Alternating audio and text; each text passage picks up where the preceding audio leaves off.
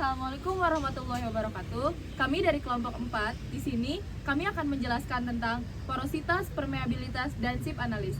Bersama saya Azu Oktaviani Harja dengan NIM 23141153. Dan saya Muhammad Fatal Falah dengan NIM 23141112.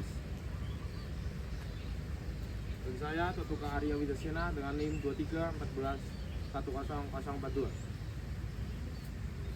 Dan saya Maulana Fifur Bowo dengan NIM 231410. Dan saya dengan Muhammad Iqbal dengan NIM 23141135. Saya Muhammad Robi Jaya Fandi dengan NIM 23141116. Dan saya sendiri Joni Koefisien Segian 2314100038. Oke, itu aja perkenalan dari kelompok kami. Langsung saja kita ke penjelasan. Kelompok 4, Jaya, jaya, jaya!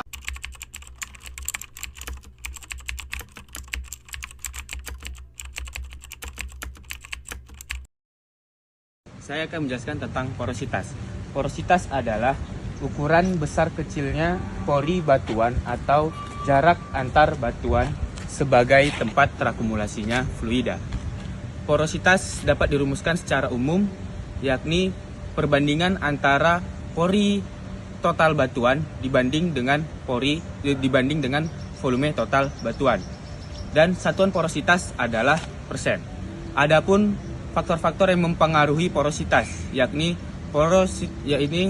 penyebaran pengepakan batuan, sementasi batuan, kompaksi, lingkungan pengendapan, dan gerowongan dan rekahan. Secara efektif adalah perbandingan suatu volume pori berhubungan dengan volume total batuan. Kemudian secara absolut adalah perbandingan suatu volume total pori berbanding dengan volume total batuan. Di sini saya akan menjelaskan skala porositas efektif. Porositas efektif yaitu skala 0 sampai 5% itu sangat-sangat buruk dan bisa diabaikan. Kemudian 5 sampai 10% itu buruk. Dan 10 sampai 15% itu cukup. Kemudian 15% sampai 20% itu baik. Kemudian 20 sampai 25% itu sangat baik. Dan kemudian 25% ke atas itu istimewa atau very excellent. Jadi kesimpulannya, dari hasil praktikum kami, yang kita dapatkan adalah menggunakan porositas efektif. Karena untuk mengukur porositas efektif menggunakan alat BLP 530 porosimeter, di mana porositas yang ada di batuan tersebut saling berhubungan. Dari porositas yang kami dapatkan adalah 19,61%, di mana nilai tersebut termasuk kategori porositas baik.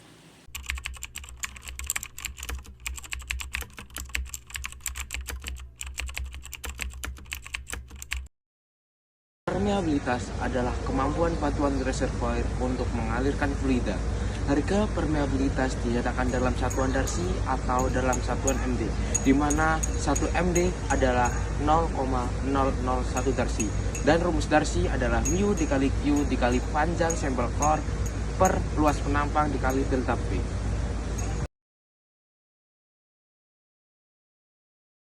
baiklah, saya di sini akan menjelaskan jenis permeabilitas. Permeabilitas absolut adalah bila fluida yang mengalir dalam porous media terjadi satu macam fluida.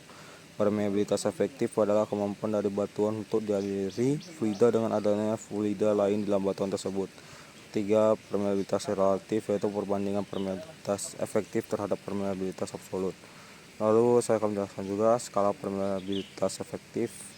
Di sini nilai permeabilitas dengan keterangan lebih kecil daripada 1 M darcy, keterangannya permeabilitas sangat buruk.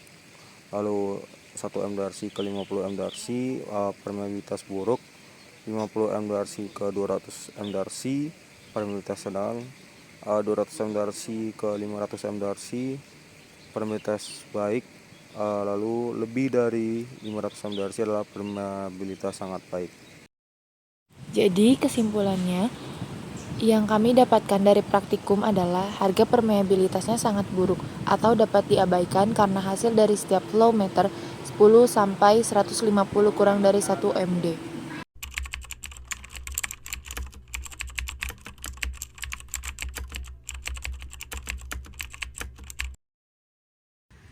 Jadi di sini saya akan menjelaskan terkait shift analisis. Apa sih shift analisis itu?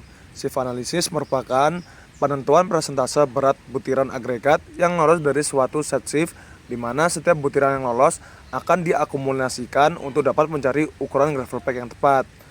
Dan mengapa kita harus mencari ukuran gravel pack yang tepat? Karena dalam produksi minyak itu ada masalah yang disebabkan oleh kepasiran. Contohnya apa? Yang pertama, ada naiknya butiran pasir tersuspensi dalam fluida. Yang kedua, terbentuknya rongga karena pasir terproduksi terus-menerus. Dan yang ketiga, pengikisan erosi atau pada peralatan produksi. Setelah itu yaitu penyebab masalah kepasiran menurut ilmu mekanik. Yang pertama ada shear failure, yang kedua ada tensile failure, dan ketiga ada cohesive failure. Dan juga masalah untuk mengatasi kepasiran yaitu menggunakan gravel packing.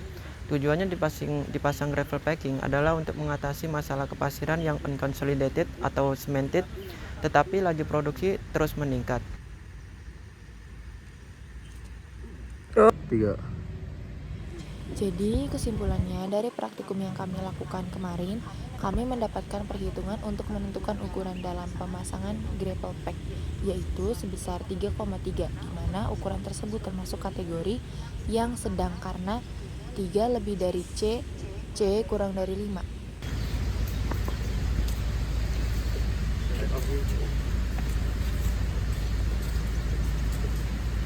Oke, sekian dari penjelasan dari kelompok kami. Bila ada kata yang kurang berkenan, mohon dikelaskan. Jadi ya itu aja. Assalamualaikum warahmatullahi wabarakatuh. Dadah.